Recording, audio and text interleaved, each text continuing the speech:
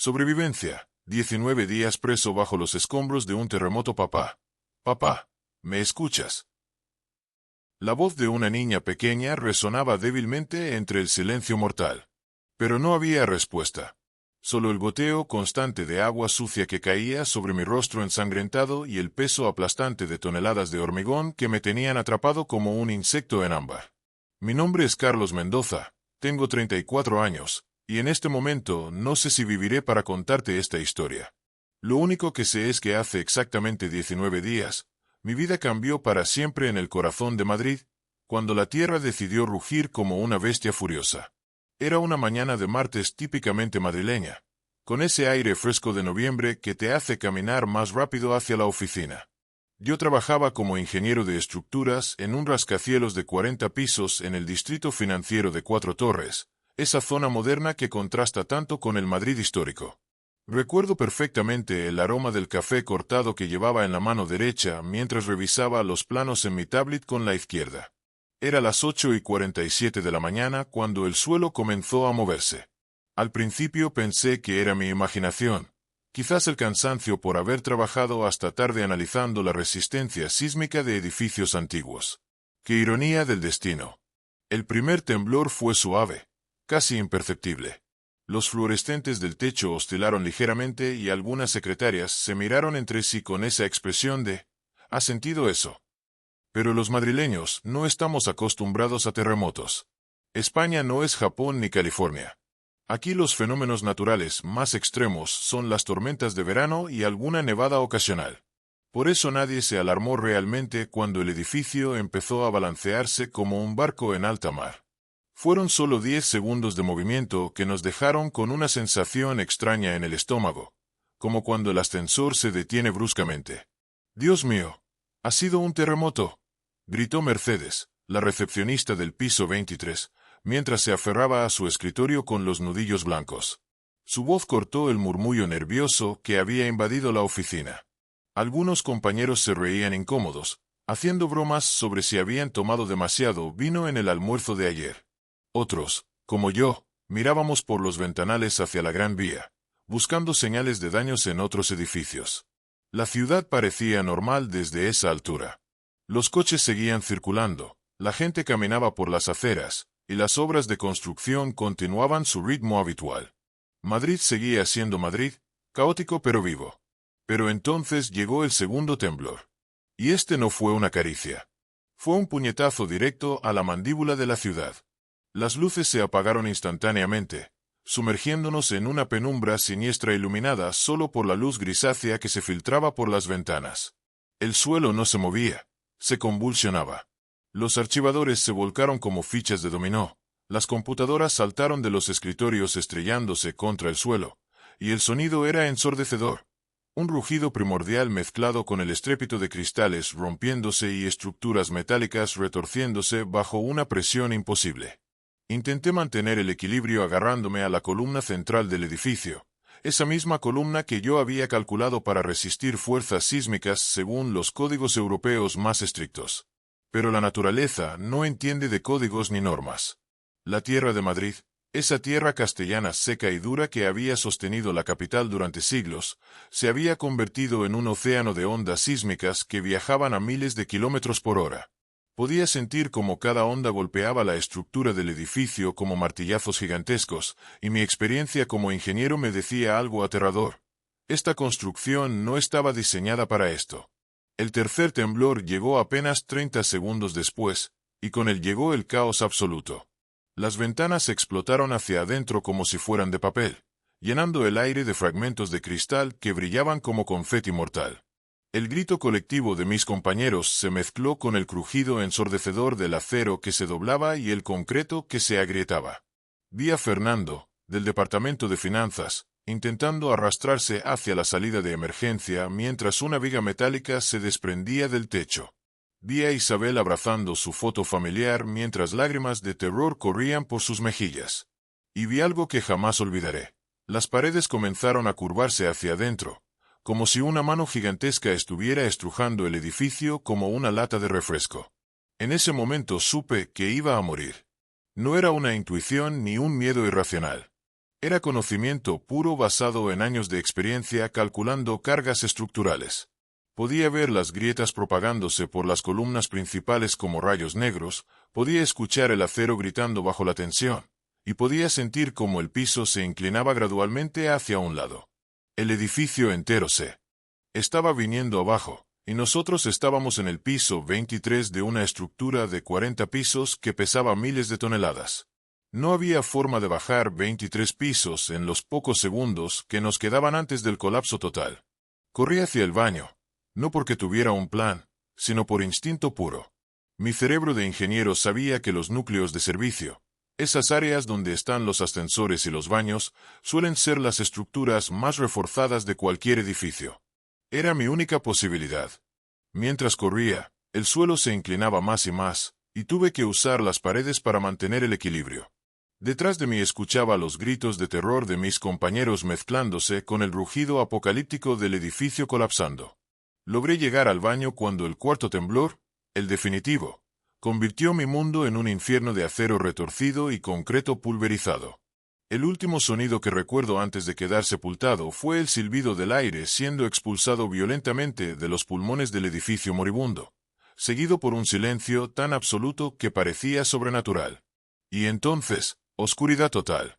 Un peso indescriptible aplastando mi cuerpo contra el suelo de azulejos del baño, fragmentos de escombros clavándose en mi piel como cuchillos, y el sabor metálico de la sangre llenando mi boca.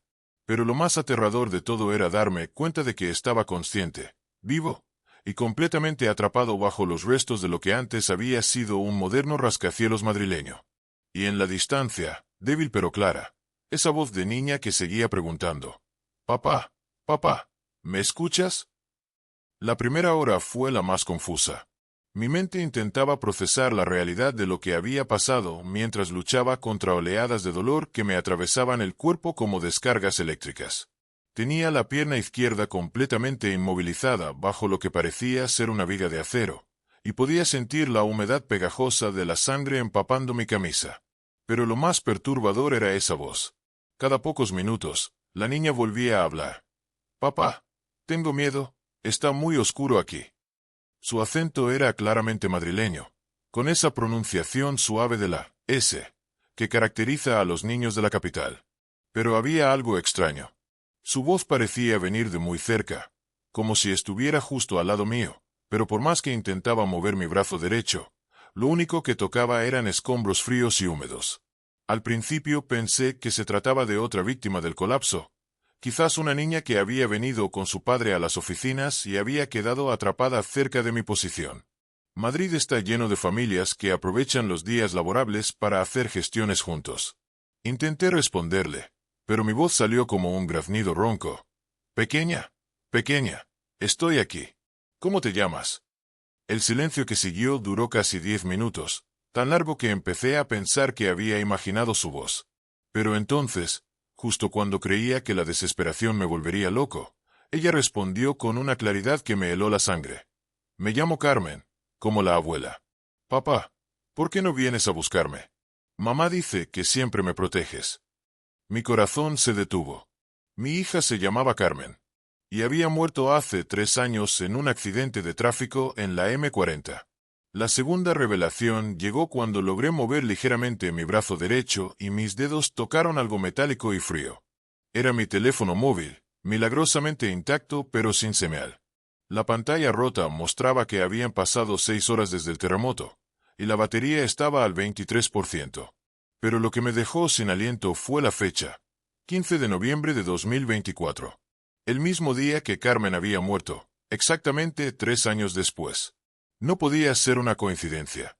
Mientras procesaba esta información imposible, la voz volvió, pero esta vez más cerca, como si viniera de dentro de mi propia cabeza. «Papá, ¿recuerdas el último cuento que me contaste? El del príncipe que se perdió en el castillo oscuro pero encontró la salida siguiendo las estrellas». Mis ojos se llenaron de lágrimas. Ese cuento era nuestra historia secreta, algo que solo ella y yo sabíamos, inventado en esas noches de insomnio cuando los monstruos bajo la cama parecían demasiado reales. Durante el segundo día, el dolor físico se volvió constante pero tolerable, como si mi cuerpo hubiera decidido adaptarse a la tortura. Pero mi mente comenzó a fragmentarse de formas más sutiles y aterradoras. Carmen siguió hablándome esporádicamente, siempre con esa voz dulce e inocente que recordaba a la perfección. Me contaba sobre lugares que veía desde donde estaba atrapada. Hay una ventana rota por donde entra un poquito de luz, y puedo ver la Torre de Madrid a lo lejos. Los bomberos están por toda la Gran Vía, papá. Van a venir por nosotros pronto, ¿verdad? Pero sus descripciones no tenían sentido. Desde el piso 23 de mi edificio no se podía ver la Torre de Madrid desde esa dirección. Y los bomberos, si realmente estaban ahí afuera, porque no había escuchado ni una sola sirena, ni una sola voz de rescatista en más de 30 horas. El tercer día trajo consigo una sed tan intensa que creí que me volvería loco. Mi lengua se había convertido en papel de lija y cada vez que intentaba tragar saliva, era como tragar cristales rotos. Fue entonces cuando Carmen me dijo algo que cambió todo. Papá, hay agua aquí conmigo. Está fresquita y sabe a las fuentes del Retiro. ¿Quieres que te traiga un poco? Su oferta era tan real, tan tentadora, que casi podía saborear el agua fría corriendo por mi garganta reseca. Pero entonces recordé algo fundamental. Estaba completamente atrapado, inmovilizado. Si Carmen estaba cerca de mí, también estaría atrapada. ¿Cómo podía moverse libremente para conseguir agua? ¿Y cómo una niña de 6 años sabría que las fuentes del Parque del Retiro tienen un sabor particular? Carmen había muerto antes de que fuera lo suficientemente mayor para notar esos detalles. Para el quinto día, había comenzado a cuestionar mi propia cordura. Las conversaciones con Carmen se habían vuelto más largas y detalladas. Me hablaba de otros sobrevivientes que supuestamente veía desde su posición. Hay un señor mayor con traje gris que se parece al abuelo Ramón. Está sentado muy quieto y me sonríe cuando le digo hola. Y también hay una mujer con el pelo rizado que llora mucho y dice nombres que no entiendo. Estas descripciones coincidían perfectamente con algunos de mis compañeros de trabajo. Don Sebastián, el director financiero que siempre usaba trajes grises, y María José, la contable que tenía una permanente muy característica y tendía a rezar en voz alta cuando se ponía nerviosa. Pero si Carmen podía verlos, ¿por qué yo no escuchaba sus voces? ¿Por qué solo podía comunicarme con ella? La semana llegó con una revelación que me hizo dudar de todo lo que creía saber sobre la realidad. Carmen empezó a contarme cosas sobre mi vida que una niña muerta no podría saber. Detalles íntimos sobre mi relación con su madre, sobre decisiones profesionales que había tomado después de su muerte, incluso sobre Ana, la psicóloga con la que había empezado a salir hace pocos meses y cuya existencia había mantenido en secreto absoluto. Papá, la señorita Ana es muy guapa y huele a flores de jazmín. ¿La quieres tanto como querías a mamá? Su voz mantenía esa inocencia infantil, pero las preguntas eran demasiado maduras, demasiado certeras. Era como si alguien estuviera usando la voz de mi hija para acceder a los rincones más profundos de mi alma y extraer información que ni siquiera yo sabía que tenía almacenada ahí. Al 10º día, mi cuerpo había entrado en un estado que solo puedo describir como suspensión vital. La sed había dado paso a una sensación de ligereza extraña, como si flotara en un limbo entre la vida y la muerte. Fue entonces cuando Carmen me hizo la pregunta que cambió toda mi perspectiva sobre lo que me estaba pasando. Papá, ¿sabes por qué no han venido a rescatarnos todavía? Su tono era diferente, más serio, como si hubiera crecido años en esos pocos días. Yo sí lo sé. Continuó antes de que pudiera responder. Es porque tú no quieres salir. Tu corazón está aquí conmigo, en este lugar oscuro donde no tienes que decidir si vivir duele más que morir. ¿Verdad, papá? Sus palabras me golpearon como una bofetada fría. ¿Era posible que subconscientemente hubiera elegido quedarme atrapado? ¿Que mi mente hubiera creado esta prisión de escombros para evitar enfrentar un mundo sin Carmen? La segunda semana trajo consigo visiones que desafiaban toda lógica. Carmen ya no solo hablaba conmigo, sino que ocasionalmente podía ver su silueta pequeña moviéndose entre los huecos de los escombros. Llevaba el mismo vestido azul con mariposas bordadas que tenía puesto el día del accidente, pero estaba limpio e intacto, como si el tiempo no hubiera pasado para ella. Mira, papá, he encontrado una salida, me dijo una tarde, señalando hacia una dirección donde yo solo veía una pared sólida de concreto. Es pequeñita, Pero creo que puedes pasar si te haces muy chiquito. Como cuando jugábamos a escondernos en el armario de casa. Su sonrisa era exactamente como la recordaba, llena de esa alegría pura que solo tienen los niños. Pero sus ojos tenían una profundidad que no recordaba, como si hubieran visto cosas que una niña nunca debería ver. El día 15 marcó un punto de no retorno en mi experiencia. Carmen dejó de aparecer en momentos aleatorios y comenzó a establecer una rutina. Me visitaba al amanecer, al mediodía y justo antes de que oscureciera completamente. Durante estas visitas, me contaba historias sobre un lugar al que ella llamaba el jardín de los que esperan, donde, según decía, había otros padres e hijos que habían quedado separados por circunstancias trágicas. Es muy bonito, papá. Hay columpios que nunca se rompen y helados que nunca se acaban. Pero todos estamos esperando algo, me explicaba con esa sabiduría perturbadora que había desarrollado. Algunos esperan perdón, otros esperan una segunda oportunidad, y otros. Hizo una pausa larga antes de continuar. Otros esperan decidir si quieren seguir esperando.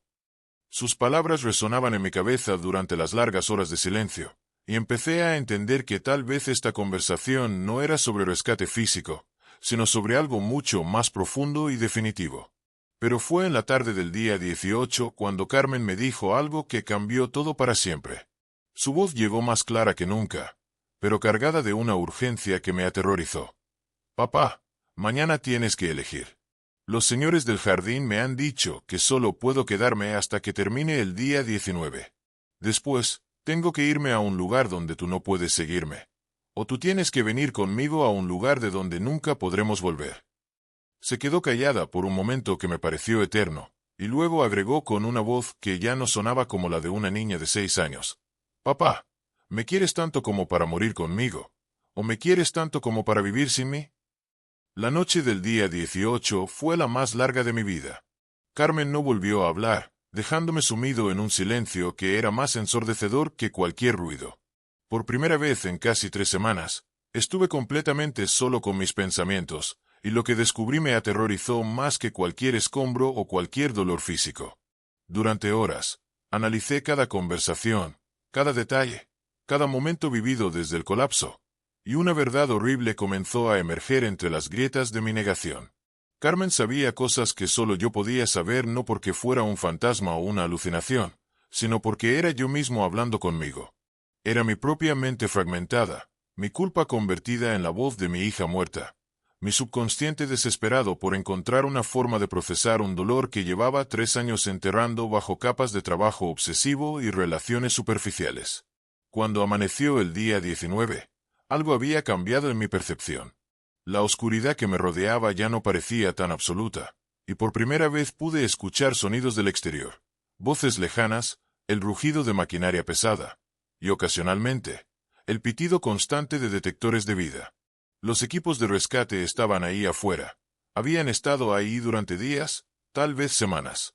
Pero cada vez que se acercaban a mi ubicación, yo había elegido inconscientemente no responder a sus llamados, perdido en conversaciones con una hija que existía solo en los laberintos de mi culpa y mi amor no resuelto. Había convertido mi supervivencia física en una prisión psicológica, usando los escombros reales como excusa para construir muros emocionales aún más impenetrables. Es hora, papá. La voz de Carmen regresó al mediodía, pero esta vez era diferente. Más madura, más clara, más real de lo que había sido nunca. Cuando giré mi cabeza hacia donde creía que estaba su voz, la vi completamente por primera vez. No era la niña de 6 años que recordaba, sino Carmen como habría sido ahora, a los 9 años. Tenía el cabello más largo, los rasgos más definidos, y una sonrisa que reflejaba una sabiduría que nunca habría podido desarrollar en vida. Papá, durante estos 19 días has estado eligiendo morir conmigo una y otra vez, día tras día, conversación tras conversación. Pero esa nunca fue mi elección. Yo quería que vivieras, que fueras feliz, que construyeras una vida hermosa después de mi partida. Sus palabras eran como cuchillos de claridad cortando las telarañas de autoengaño que había tejido alrededor de mi corazón. El accidente no fue tu culpa, continuó, acercándose hasta que pude sentir su presencia como una brisa cálida en mi rostro magullado. Tú no conducías el otro coche. No controlabas el semáforo en mal estado. No podías predecir que ese conductor estaría enviando mensajes de texto mientras manejaba por la M40. Lo único que podías controlar era si me llevarías contigo ese día al colegio. Y lo hiciste porque me querías, porque querías pasar tiempo conmigo antes de clases. Ese acto de amor no puede convertirse en tu sentencia de muerte, papá. Era como si cada palabra fuera una llave abriendo cerraduras que había soldado en mi alma durante 3 años de terapias fallidas, noches de insomnio, y una culpa que había crecido como un tumor maligno alimentándose de mi necesidad de castigo. Por primera vez en 19 días, lloré. No las lágrimas silenciosas que había derramado ocasionalmente durante mis conversaciones imaginarias, sino sollozos profundos y desgarradores que emergían desde un lugar tan profundo que no sabía que existía. Mi cuerpo, debilitado y quebrado, se sacudía con cada gemido, pero por primera vez desde el colapso, el dolor se sentía purificador en lugar de destructivo. Carmen, mi niña, perdóname, murmuré entre lágrimas. He estado tan perdido sin ti. No sabía cómo vivir en un mundo donde tú no existías. Su respuesta llegó como un susurro cálido que parecía envolver todo mi ser. Papá, yo nunca dejé de existir. Estoy en cada historia que me contaste, en cada abrazo que me diste, en cada momento de felicidad que vivimos juntos. Pero también estoy en tu futuro, en las sonrisas que compartirás con Ana, en los otros niños que tal vez lleguen a tu vida, en cada acto de bondad que hagas recordando el amor que me tuviste. Fue entonces cuando escuché claramente las voces de los rescatistas. Estaban cerca, muy cerca. ¿Hay alguien ahí?, gritó una voz con acento andaluz. Está respondiendo. Traigan el equipo de corte. Por primera vez en 19 días, grité con toda la fuerza que me quedaba. Aquí. Estoy aquí. Soy Carlos Mendoza, piso 23, Departamento de Ingeniería. Mi voz sonaba ronca y quebrada, pero era real, era mía, y estaba dirigida hacia otros seres humanos vivos en lugar de hacia los fantasmas de mi propia creación. El sonido de la maquinaria se intensificó, y pude ver rayos de luz real filtrándose entre los escombros mientras los equipos de rescate trabajaban frenéticamente para llegar hasta mí. Carmen, susurré mientras las voces se acercaban más y más. ¿Vienes conmigo? Su respuesta final fue la más clara de todas. No, papá. Mi viaje terminó hace 3 años en esa carretera. Tu viaje apenas está comenzando. Vivir no significa olvidarme. Significa llevarme contigo de una forma diferente, más hermosa, más real que estos 19 días de autocastigo. Cerré los ojos y por primera vez pude visualizar mi futuro. Ana sonriendo mientras le contaba la historia de Carmen. Tal vez otros niños corriendo por un jardín que Carmen nunca vería pero que existiría porque yo había elegido construirlo. Momentos de felicidad que no serían una traición a su memoria, sino una celebración de todo el amor que ella me había enseñado a sentir. Cuando finalmente los rescatistas lograron crear una abertura lo suficientemente grande para sacarme, llevaba exactamente 19 días, 7 horas y 23 minutos sepultado bajo los escombros del edificio colapsado. Mi cuerpo estaba destrozado, pierna izquierda fracturada en 3 lugares, costillas rotas, deshidratación severa y múltiples laceraciones. Pero mi mente, por primera vez en años, estaba en paz. Los médicos lo llamaron un milagro de supervivencia. Los psiquiatras lo atribuyeron a alucinaciones causadas por el trauma y la privación sensorial. Los medios de comunicación lo convirtieron en una historia de inspiración sobre la resistencia del espíritu humano. Pero yo sé la verdad. Durante 19 días, mi hija muerta me ayudó a elegir la vida. 6 meses después, mientras escribo esta historia desde mi apartamento en el barrio de Salamanca, el edificio donde trabajaba nunca fue reconstruido. Puedo decir que Carmen tenía razón. Vivir no significaba olvidarla. Ana y yo nos casamos el mes pasado, y en la ceremonia colocamos una silla vacía con una foto de Carmen y una nota que decía: gracias por enseñarle a papá que el amor verdadero no termina con la muerte, solo se transforma. Cada mañana, cuando despierto en este mundo que durante tanto tiempo me pareció imposible sin ella, susurro: buenos días, Carmen, y juro que a veces, solo a veces, escucho una risita infantil que suena exactamente como la de una niña que conoció el amor más puro que existe. El de un padre que aprendió a vivir para honrar a su hija, en lugar de morir para acompañarla. Y ahora quiero escucharte a ti. ¿Qué opinas de esta historia de supervivencia y amor incondicional? Si este relato te tocó el corazón, no olvides suscribirte al canal y activar la campanita para más historias reales que cambian vidas. Pero sobre todo, quiero conocerte. Dime en los comentarios desde qué ciudad de España estás viendo este video. ¿Eres de Madrid como Carlos, de Barcelona, Sevilla, Valencia, Bilbao, o tal vez de algún pueblo pequeño que guarda sus propias historias increíbles? Tu historia también importa, y quién sabe, tal vez sea la próxima que contemos juntos. Nos vemos en el próximo video, y recuerda, a veces la supervivencia más difícil no es física, sino emocional.